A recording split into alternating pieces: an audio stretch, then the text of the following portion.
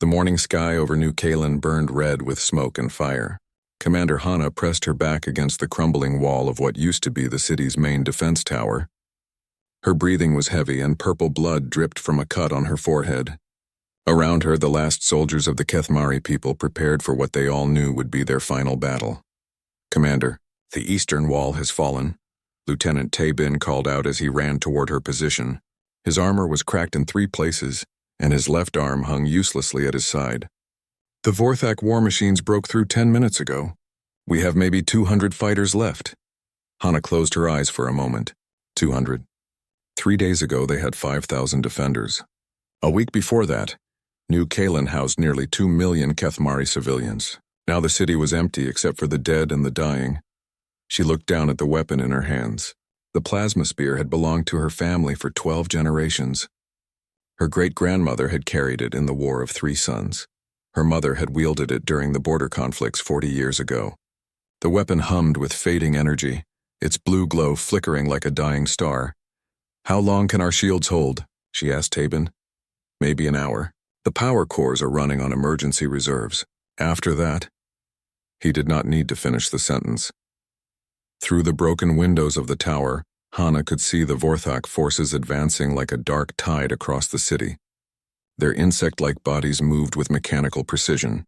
Each Vorthak warrior stood 8 feet tall, covered in natural armor that could stop most weapons. Their forearms carried energy rifles and plasma cannons. Behind them rolled massive war machines, each one the size of a building. For 6 months, the Vorthak Empire had swept through the Outer Rim territories. They showed no mercy to any species they encountered. Some worlds surrendered immediately, hoping for slavery instead of death. Others fought bravely but fell within days. The Kethmari had lasted longer than most, but even their warrior culture could not stand against the overwhelming Vorthak military machine. "Tell me about our ammunition," Hana said. Tabin checked his datapad. "Each fighter has maybe 50 shots left. The heavy weapons are down to 12% charge. The missile launchers fired their last rounds yesterday." Hana nodded slowly. She had expected this news, but hearing it still felt like a punch to the stomach. The Kethmari were known throughout the galaxy as skilled warriors. They had never lost a war in their 3,000-year recorded history. But they had never faced anything like the Vorthak before. The ground shook as another Vorthak war machine fired its main cannon at the shield generators. The protective energy barrier around the tower flickered and sparked. Cracks appeared in the blue dome of light that had kept them alive for the past 3 days. "Commander," a young soldier called out from across the room, "the Vorthak are demanding our surrender again." "What do they offer this time?" Hana asked, though she already knew the answer. "The same as before. We lay down our weapons and they will make our deaths quick and painless."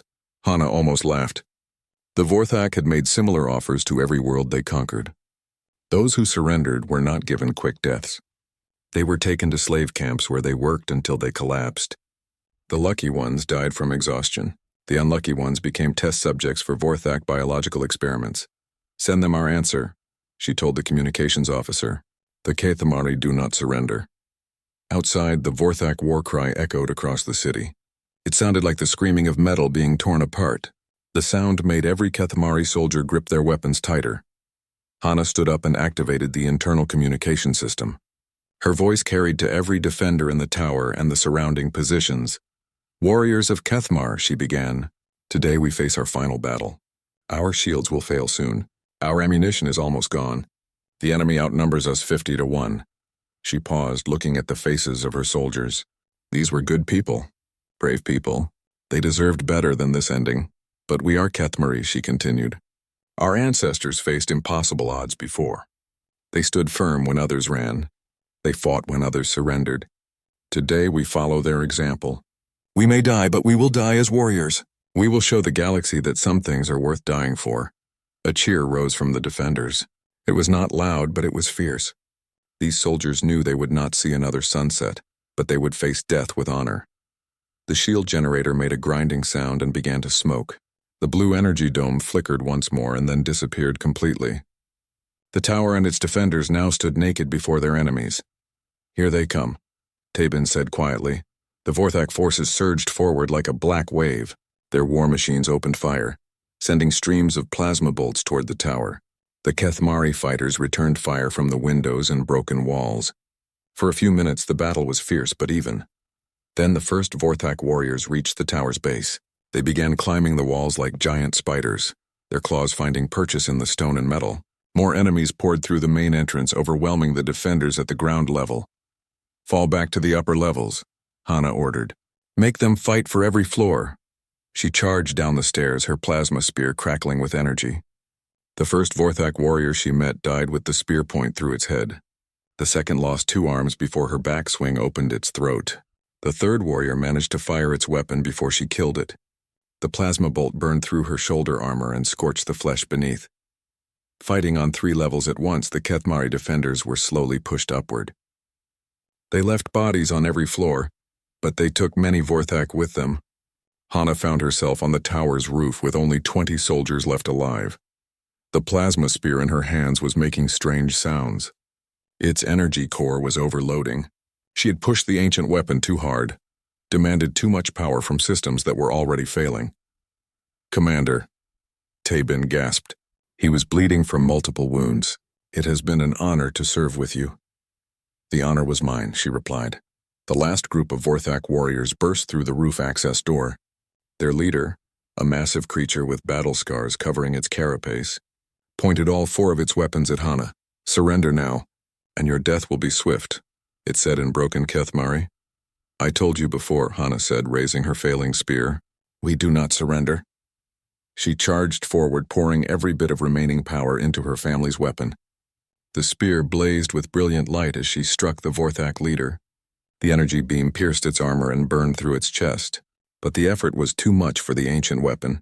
The plasma spear made a high-pitched whining sound and then snapped in half. The energy core died with a sad little pop. Hana fell to her knees, holding the broken pieces of her family's legacy. The remaining Vorthak warriors raised their weapons. Around the roof, the last Kethmari defenders prepared to die fighting. Then the sky tore open. A ball of fire streaked down from the heavens like a falling star. It struck the ground with the force of a meteor, sending a shockwave across the city. The impact was so powerful that even the massive Vorthak war machines were knocked over like toys. From the smoking crater in the middle of New Kalen's main square, something emerged. Something that would change the course of the war and the fate of every species in the galaxy. But Hana, still kneeling on the roof with her broken spear, could only stare in amazement as a new player entered the game. The smoke from the crater slowly cleared, and Hana could not believe what she was seeing. A figure stood in the center of the burning pit, completely unharmed by the impact that should have killed any living thing. The being was smaller than a Kethmari, standing only about 6 feet tall. Its skin was pale, and it had strange hair on the top of its head. Most shocking of all, it appeared to have only 2 arms. The creature wore armor unlike anything Hana had ever seen. The material seemed to bend light around it, making the figure difficult to focus on directly. In its hands, it carried weapons that looked primitive compared to Kethmari or Vorthak technology. They appeared to be simple projectile launchers, the kind of weapons that most civilized species had abandoned thousands of years ago. The Vorthak warriors on the roof stared down at this new arrival with the same confusion that Hana felt. Their leader, still bleeding from the wound her spear had given him, clicked his mandibles in what might have been laughter. "What is this pathetic creature?" the Vorthak commander hissed. "Some new Kethmari weapon?" Before Hana could answer, the strange being below raised one of its primitive weapons toward the tower. The sound that followed was unlike anything she had heard before. Not the high-pitched whine of plasma bolts or the crackling energy of particle beams, but a deep, mechanical barking sound. The Vorthak commander's head exploded. The alien's weapon had fired some kind of solid projectile that punched through the Vorthak's natural armor like it was made of paper. Purple blood splattered across the roof as the massive insect warrior toppled backward. The remaining Vorthak fighters immediately turned their attention to this new threat. They opened fire with their plasma rifles, sending dozens of energy bolts streaking toward the crater. But the strange being was no longer there. Hana watched in amazement as the alien moved with fluid grace between the energy blasts. It was fast, faster than any Kethmari warrior she had ever seen. More importantly, it moved in ways that seemed to predict where the Vorthak would aim next. The creature flowed like water, never where the enemy expected it to be. The alien's weapons barked again and again, Each shot found its target with devastating accuracy. Vorthak warriors throughout the city began falling as solid projectiles tore through their bodies. The strange being seemed to have an endless supply of ammunition, and it never missed. "What species is this?" Tabin whispered, crawling to Hana's side. "I have never seen anything like it in all the galactic databases." "Neither have I," Hana replied, watching as the alien single-handedly engaged an entire Vorthak company. "But whatever it is on our side." The battle below took on a surreal quality. The Vorthak forces, who had been confident of victory just minutes before, now found themselves fighting a completely unknown enemy. Their war machines turned their massive guns toward the alien, but they could not track something that moved so unpredictably. The strange being seemed to dance between the plasma bolts and missile explosions. It would appear from behind one piece of rubble, eliminate several Vorthak warriors, then vanish before their return fire could find it. Sometimes it moved on foot. Sometimes it used some kind of personal transportation device that let it leap incredible distances. "Look," Tabin pointed toward the sky. More of them. Hana looked up to see several objects falling through the atmosphere. These were not meteors like the first arrival, but clearly manufactured vehicles. They moved with purpose, adjusting their descent to land in strategic positions around the city. The communication system in her armor crackled to life. A voice spoke in accented but understandable Kethmari. "Attention, surviving Kethmari forces. This is Captain Sujin of the Terran vessel Indomitable. We are here to assist. Please identify your position so we can coordinate relief efforts." "Terran?" Tabin looked confused. "I have never heard of that species." Hana activated her communicator. "This is Commander Hana of the Kethmari Defense Force. We are on the roof of the central tower with 20 survivors." "Who are you people?" "We are humans, Commander," the voice replied. "And we do not like bullies." More landing craft touched down throughout the city. From each one emerged more of these human warriors. They moved with the same deadly efficiency as the first one, spreading out to engage Vorthak forces from multiple directions. The aliens, humans, fought in a way that defied military logic. They did not form battle lines or establish defensive positions. Instead, they flowed through the urban environment like a pack of predators, using every piece of cover and elevation to their advantage. They turned the ruined city into a weapon, drawing Vorthak forces into kill zones and ambushes. What impressed Hana most was how they worked together. Even though they were scattered across the battlefield, the humans moved as if they shared a single mind. When one human engaged a group of enemies, others would appear from unexpected angles to support the attack. When Vorthak reinforcements arrived, humans would already be in position to intercept them. The sound of their weapons was constant now. That strange barking noise echoed from every street and building. Hana realized that these primitive projectile weapons were somehow more effective against Vorthak armor than her people's advanced energy weapons. "Commander," her communications officer called out, "I am receiving transmissions from multiple human units. They are asking about civilian evacuation sites and medical facilities." This surprised Hana. In the middle of a fierce battle, these humans were already thinking about helping wounded Kethmari civilians. Most galactic species would focus entirely on the fighting and worry about casualties later. "Tell them that the hospital is 3 blocks north of here," she replied. "But it was damaged in the first attack. Medical supplies are limited." "Understood," came the reply. "We have medics and supplies incoming." Below them, the tide of battle had completely reversed. The Vorthak forces that had been preparing to celebrate victory were now retreating in disorder. Their war machines, so fearsome against static defensive positions, were proving vulnerable to fast-moving human attack teams that struck from multiple directions simultaneously. The first human who had emerged from the crater was now standing on the roof of a nearby building. Even from a distance, Hana could see that his armor was scorched and damaged, but he showed no signs of slowing down. He spoke into his own communications device, apparently coordinating with other human units. "This is Jinwoo," she heard him say over the radio frequencies. "Sector 7 is clear. Moving to support teams at the spaceport." "Negative, Jinwoo," Captain Sujin's voice replied. "You have been in continuous combat for 40 minutes. Fall back for resupply and medical check." "I am fine, Captain. The locals need help." "That was not a request, soldier." Jinwoo paused for a moment, looking toward the tower where Hana and her surviving warriors waited. Even across the distance, she could see him nod in acknowledgement. Understood, Captain. Jinwoo returning to base. The human warrior began making his way back through the ruined streets, but he stopped frequently to check on wounded Kethmari soldiers and civilians. Hana watched him give medical supplies to injured defenders and help evacuate civilians from damaged buildings. These humans, Tabin said quietly. They fight like demons but act like healers. More human landing craft were arriving now, bringing supplies and reinforcements. The Vorthak forces, faced with an enemy they did not understand and could not predict, began a general retreat from the city. For the first time in months, the skies over New Kalen were quiet, except for the sound of human aircraft providing medical evacuation for the wounded. Captain Soo-jin's voice came over the communication system again. Commander Hana, this is Captain Soo-jin. We have established a temporary command post in the government building. Would you be willing to meet for a discussion about the situation in this sector? Hana looked at the broken pieces of her family's spear, then at her surviving warriors, then at the human aircraft landing throughout the city to help her people. Yes, Captain, she replied. I think we have much to discuss. The government building had seen better days. Half of its roof was gone, and scorch marks covered the walls where Vorthak plasma bolts had struck.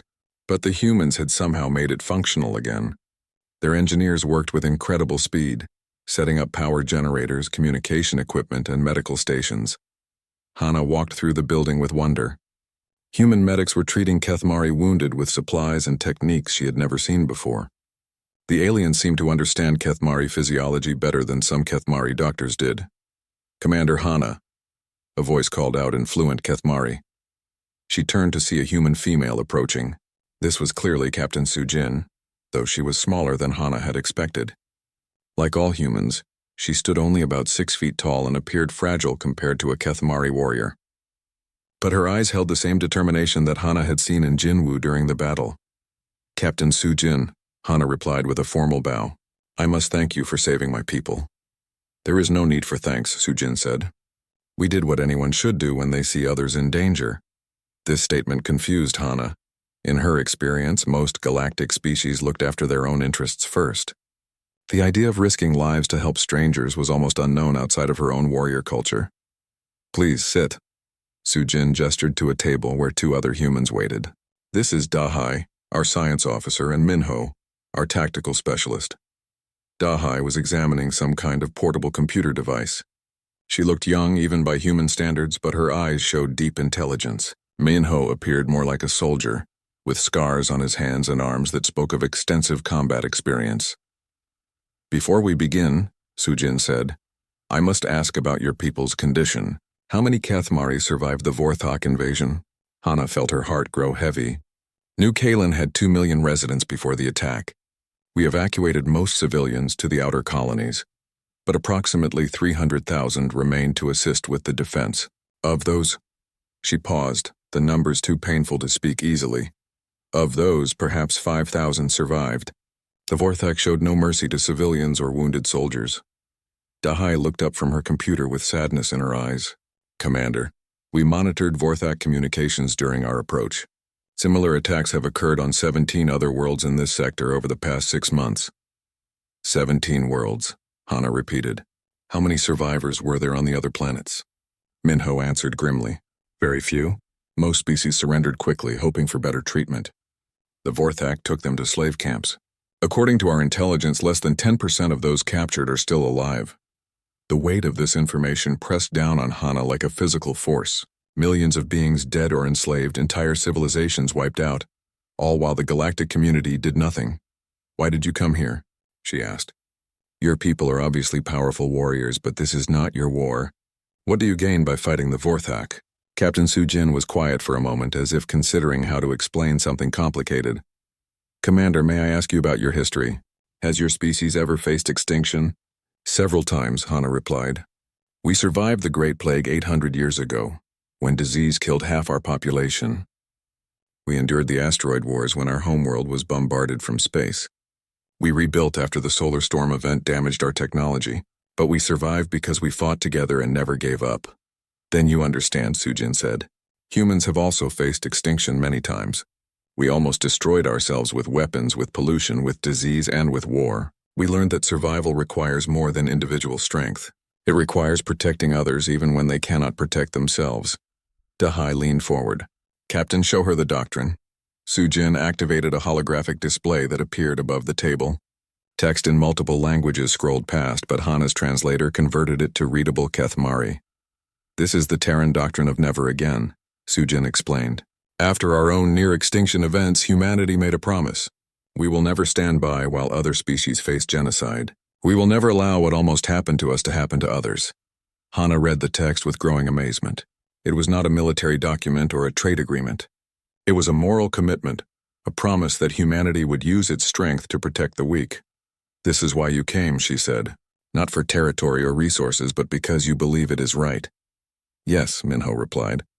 Though I should mention that fighting genocidal empires also serves our own interests. The Vorthak will not stop with the Outer Rim. Eventually, they would reach human space. Dahai pulled up star charts showing Vorthak expansion patterns. Based on their current trajectory, they would encounter human colonies within 18 months. By fighting them here, we protect our own people while helping yours. This made more sense to Hana. She could understand strategic thinking and enlightened self-interest, but the idea of risking human lives purely to help strangers still seemed almost too good to believe. What do you propose? She asked. Captain Sujin stood and walked to a larger display showing the current tactical situation. The Vorthak Empire controls 43 star systems.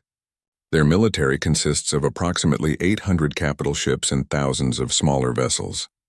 They have conquered or enslaved the populations of 67 worlds. The numbers were staggering. Hana realized that what had happened to her homeworld was just a tiny part of a much larger catastrophe. However, Minho continued, our analysis shows several critical weaknesses in their empire. They expand too quickly, leaving their supply lines stretched thin. They rely on enslaved populations for labor, which creates constant security problems. Most importantly, they have made enemies of every species they have encountered. What does this mean for practical purposes? Hana asked. It means we can organize a resistance, Sujin replied. The Vorthak are powerful, but they are not invincible. With proper coordination and support, the enslaved worlds can be liberated. Dahai activated another display showing intercepts of subspace communications. We have already made contact with resistance groups on 12 different worlds. Many are small and poorly equipped, but they represent millions of beings who want to fight back. Hana studied the information carefully. As a military commander, she could see the possibilities. The Vorthak had conquered through overwhelming force and terror, but their empire was built on fear rather than loyalty. If that fear could be broken, the entire structure might collapse. What would you need from us? She asked. Your knowledge, Minho replied immediately. Kethmari forces fought the Vorthak longer and more effectively than any other species. You understand their tactics, their weapons, their weaknesses. That intelligence could save thousands of lives on other worlds. Your warriors, Sujin added. I have seen how Kethmari soldiers fight. Combined with human tactics and equipment, your people could be the core of a liberation force. Your leadership, Dahai concluded. Other species need to see that resistance is possible. The Kethmari name is respected throughout this sector. Your support would encourage others to join the fight. Hana considered everything she had learned. The humans were offering her people a chance for revenge against the Vorthak, but more than that, they were offering hope. Not just for the Kethmari, but for every enslaved world in the sector. What about your losses? She asked. Many humans will die in this war. Why should your people pay such a price for strangers? Captain Sujin smiled sadly. Commander, humans have a saying. The only thing necessary for evil to triumph is for good people to do nothing. We refuse to do nothing. The room was quiet for several minutes while Hana thought. Through the broken windows, she could see human medics still working to save Kethmari wounded. Human engineers were helping to restore power to damaged sections of the city. These aliens had risked their lives to save people they had never met before today. There is something else, Dahai said quietly. Our long-range sensors have detected troubling readings from the galactic core region. The Vorthak expansion may not be simple conquest. They appear to be running from something. Running from what? Hana asked. We do not know yet, but whatever it is, it may be even more dangerous than the Vorthak Empire. This information changed everything. If the Vorthak were refugees fleeing some greater threat, then the situation was more complex than simple conquest and resistance. Captain Sujin, Hana said finally. If I agree to this alliance, I will need to know that your people are committed for the long term. The Kethmari do not abandon our allies. Neither do humans, Sujin replied. When we make a promise, we keep it. Hana stood and walked to the window. Outside, she could see Jinwoo helping to move supplies from a human transport. The warrior who had single-handedly turned the tide of battle was now carrying medical equipment to help wounded Kethmari civilians. Very well, she said, turning back to face the humans. The Kethmari will join your alliance. But we fight as equals, not as junior partners. I would expect nothing less from Kethmari warriors, Captain Sujin replied with a smile. As if summoned by their agreement, Jinwoo entered the room. His armor was cleaned and repaired, but Hana could see exhaustion in his movements. Captain, he reported, the medical situation is stable. All. The training ground outside New Kalen looked nothing like a traditional Kethmari military facility. Instead of ordered parade grounds and structured obstacle courses, the humans had created a chaotic maze of urban environments, complete with ruined buildings, underground tunnels, and simulated civilian areas. Hana watched as Lieutenant Dongsu led a mixed group of Kethmari and human soldiers through combat exercises. The Kethmari warriors, despite their larger size and natural strength, were struggling to keep up with their human counterparts. Your instincts are wrong, Dongsu called out as a Kethmari warrior charged directly at a simulated enemy position. You are thinking like prey animals. Predictable movement gets you killed. The comment stung, but Hana had to admit it was accurate. Kethmari military doctrine emphasized honor, direct confrontation, and individual prowess. These qualities had served them well in traditional warfare, but they were proving inadequate against human tactics. Watch and learn, Dongsu said, gesturing for Jinwoo to demonstrate.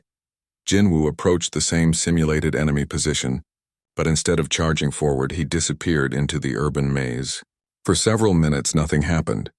The Kethmari trainees looked around in confusion, trying to spot the human soldier.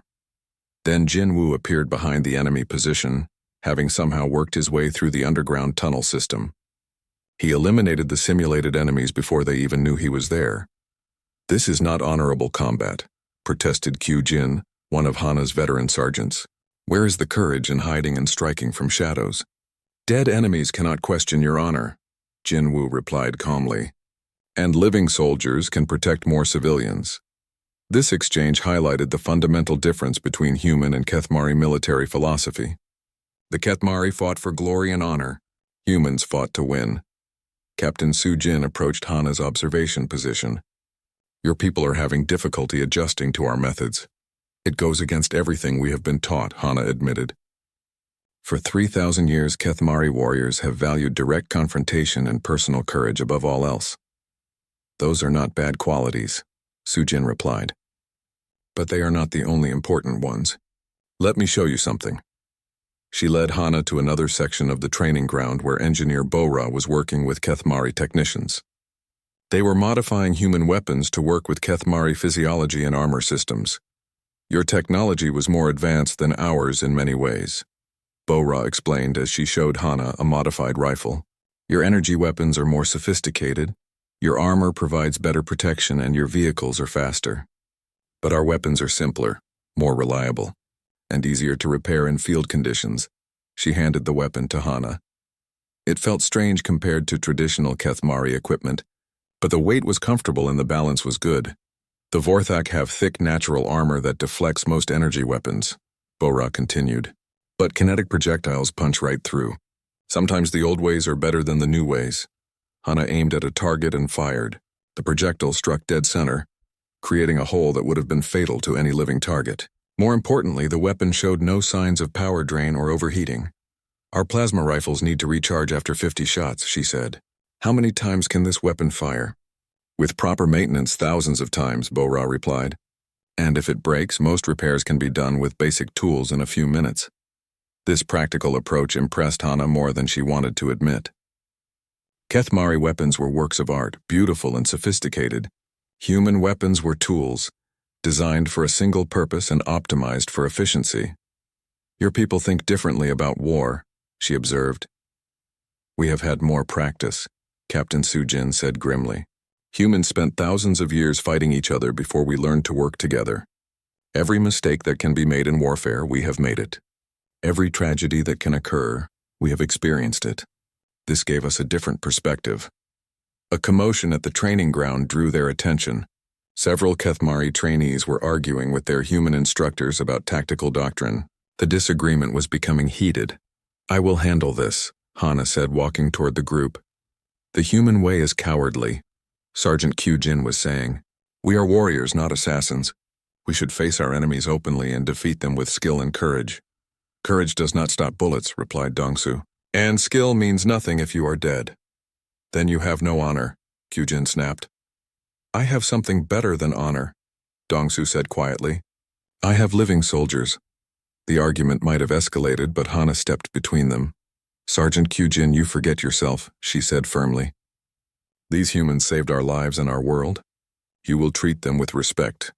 But Commander, they are asking us to abandon everything that makes us Kethmari." "No," Hana replied. "They are asking us to survive. There is a difference." She turned to address all the Kethmari trainees. "I understand your concerns. The human way of fighting seems strange to us. But look around you. How many Kethmari warriors died fighting honorably against the Vorthak? How many civilians were killed while we maintained our traditional tactics?" The question hung in the air like an accusation.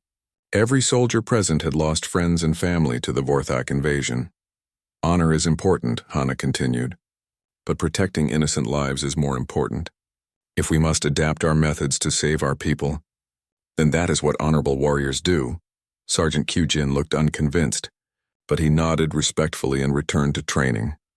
"That was well handled," Jinwoo said as he approached. "Change is always difficult, especially for warrior cultures." "Were humans always good at this kind of warfare?" Hana asked. "No," Jinwoo admitted. "We learned through necessity. When your survival depends on adapting quickly, you either learn or you die." Over the following days, the joint training continued. Slowly, the Kethmari warriors began to understand human tactical principles. They learned to use cover effectively, to coordinate their attacks, and to prioritize objectives over personal glory. More importantly, the humans learned from the Kethmari as well. Kethmari warriors had better physical conditioning, superior marksmanship skills, and decades of combat experience. When combined with human tactical flexibility, the results were impressive. The real test came when Captain Sujin announced, "The first joint mission, intelligence. Reports indicate a Vorthak supply depot on the moon of Ida, Kethmar." She briefed the assembled strike team. "The facility contains weapons, ammunition, and food intended for Vorthak forces in 3 star systems. Destroying it will significantly impact their ability to maintain their occupation forces." The mission parameters were displayed on holographic screens. The depot was heavily defended with approximately 200 Vorthak soldiers and automated defense systems. A direct assault would be suicide. "How do we approach the target?" asked Minho. "We do not approach it," Jinwoo replied. "We let it approach us." The plan that emerged was unlike anything the Kethmari had ever attempted. Instead of attacking the depot directly, they would create a situation that forced the Vorthak to come to them. A fake distress signal would draw defenders away from the main facility, allowing a small team to infiltrate and plant explosives. "This requires precise timing and coordination," Captain Sujin warned. "If any team fails to reach their position at the correct time, the entire operation will collapse." Hana studied the mission plan carefully. It was complex, risky, and dependent on many variables. It was also brilliant. "When do we begin?" she asked. "Tomorrow," Sujin replied. "But first I need to know if your people are ready for this." "There is no shame in admitting if you need more training time." Hana looked at her warriors. They were nervous but determined. More importantly, she could see that they trusted their human partners. Trust, she realized, was more valuable than any weapon or tactic. "We are ready," she said. The insertion went smoothly. 3 transport ships carried the strike teams to Kethmar under cover of electronic jamming. The Vorthak sensors detected nothing until the teams were already on the ground and moving toward their positions. Hana led the infiltration team, accompanied by Jinwoo and 2 other humans. Their job was to penetrate the depot's outer defenses and reach the main ammunition storage facility. "Remember," Jinwoo whispered as they approached the perimeter fence. "Speed and silence. We get in, plant the charges, and get out before anyone knows we were here." The fence was electrified and monitored by automated sensors. But Bora had provided them with devices that could create temporary blind spots in the detection grid. They had exactly 3 minutes to cross the open ground and reach the storage buildings. Now, Jinwoo whispered. They moved like shadows across the compound. Hana was amazed at how quietly the humans could move despite their equipment loads. Even more impressive was how they seemed to know exactly where the Vorthak guards would be patrolling. They reached the storage facility without being detected. Jinwoo placed charges on the main support columns while Hana kept watch. The explosives were small but incredibly powerful, designed to create a chain reaction that would destroy the entire complex. Charges set, Jinwoo reported over the communication system. All teams prepare for extraction. That was when things went wrong. A Vorthak patrol returned early, Fro. The communication center aboard the Terran vessel Indomitable buzzed with activity. Messages poured in from across the sector as news of the successful Kethmar raid spread through underground resistance networks. Captain Sujin stood before a holographic display showing star systems throughout the region, each one marked with status indicators. Report from the Zephyrite colonies, Dehai announced. 3 resistance cells have made contact. They have approximately 5,000 fighters but limited weapons.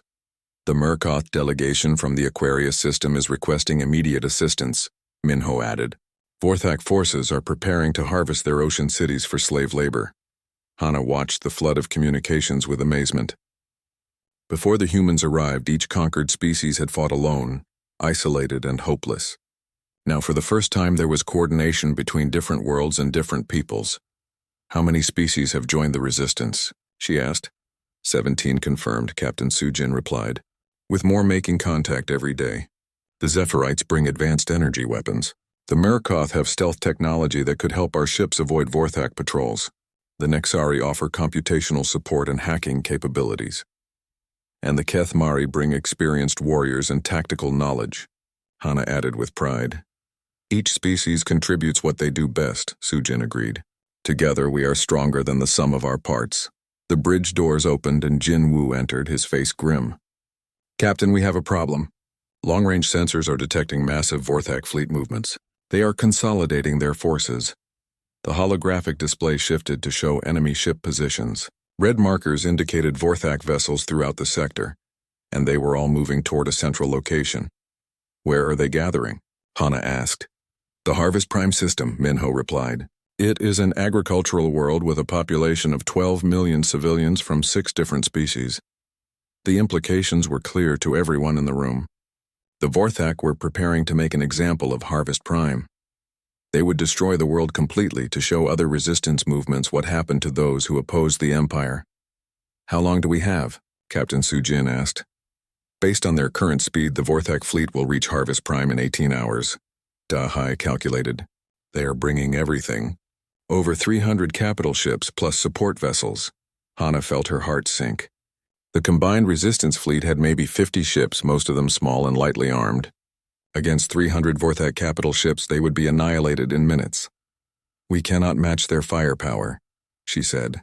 Even with all our allies combined, we do not have enough ships. Then we do not fight them ship to ship? Jinwoo said quietly. Everyone turned to look at the human soldier. He was studying the tactical display with intense concentration. Explain, Captain Sujin ordered. The Vorthak expect us to meet them in space combat, Jinwoo said. That is where they are strongest. But what if we do not give them that battle?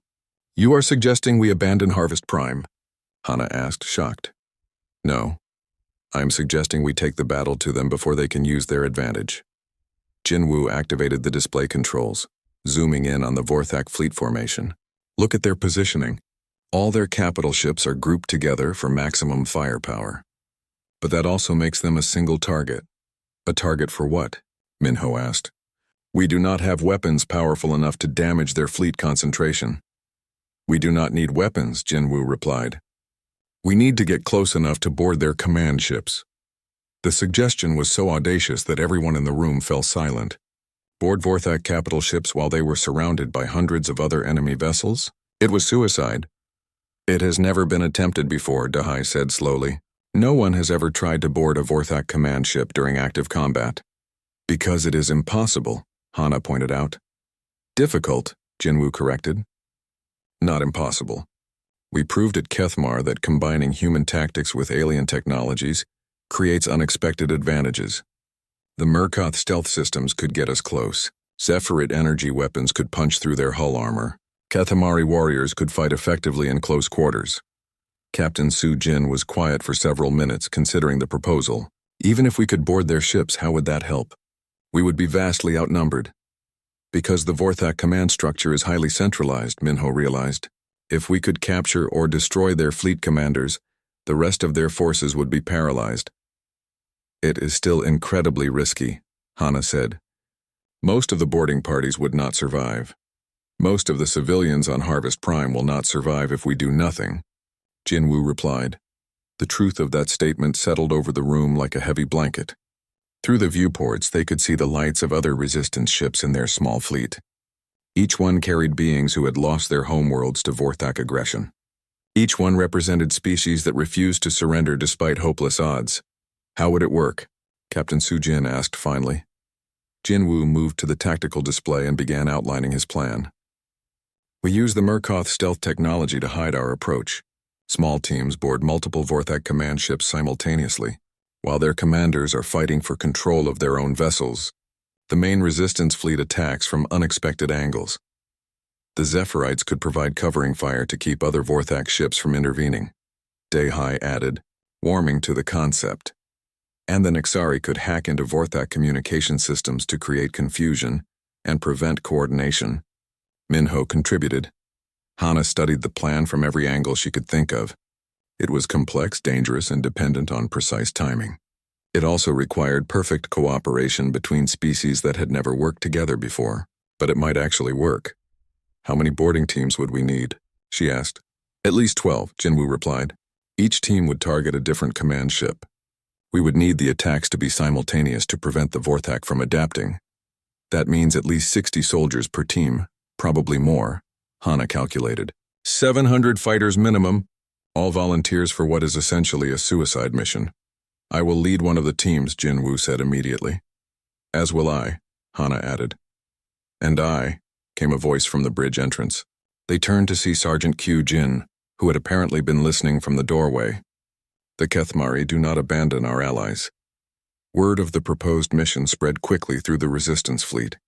Within 6 hours, they had more volunteers than they could use.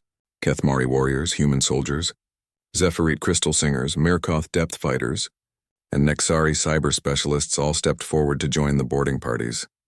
The preparation was frantic but efficient.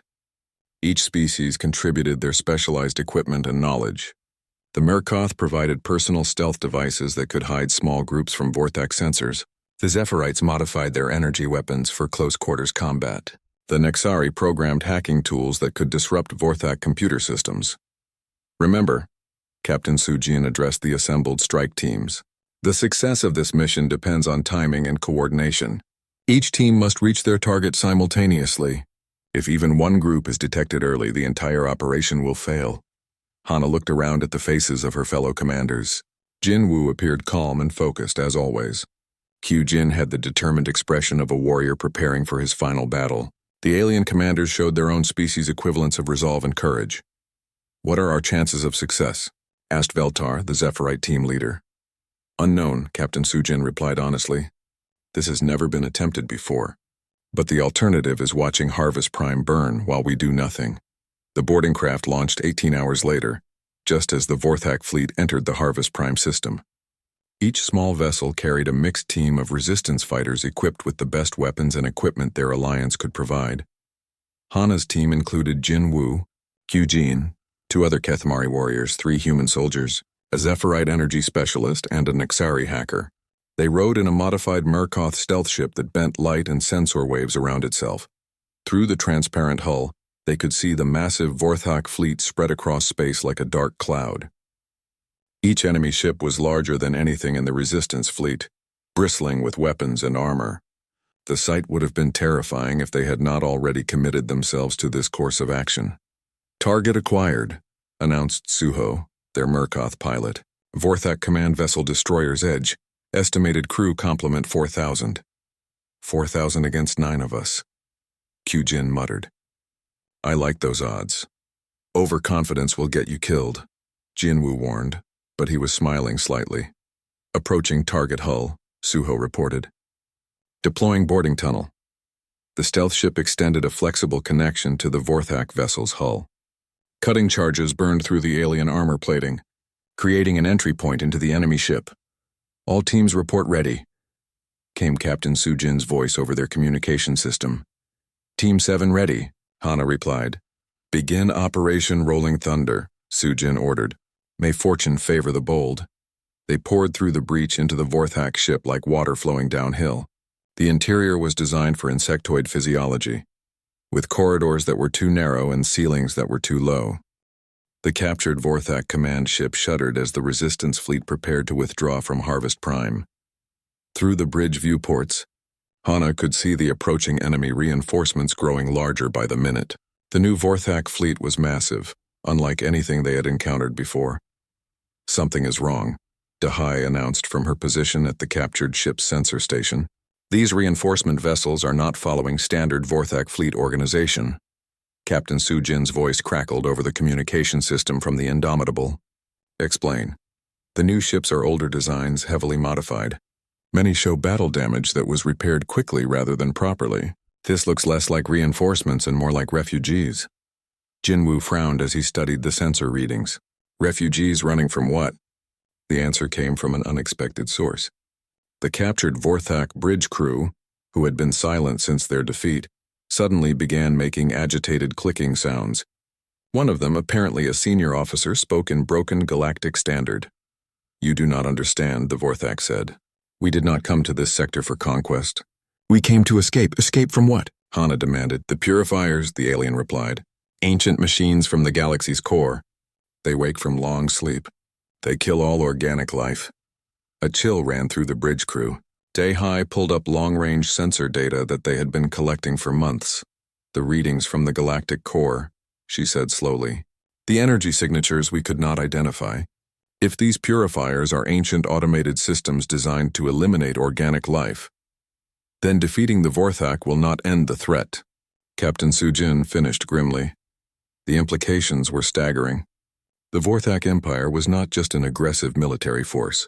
They were refugees fleeing from something far worse, and if the purifiers were moving outward from the galactic core, they would eventually reach every inhabited system in the galaxy. How long do we have? Jinwoo asked. The captured Vorthak officer consulted a device on his arm. Purifier advanced scouts reached our homeworld 6 months ago. Main force follows, perhaps 2 years before they reach this sector. 2 years to unite the galaxy against machines that have been perfecting their killing methods for millennia. Hana said. Impossible. Difficult, Jinwoo corrected using his favorite word. Not impossible. Captain Sujin's voice came over the communication system again.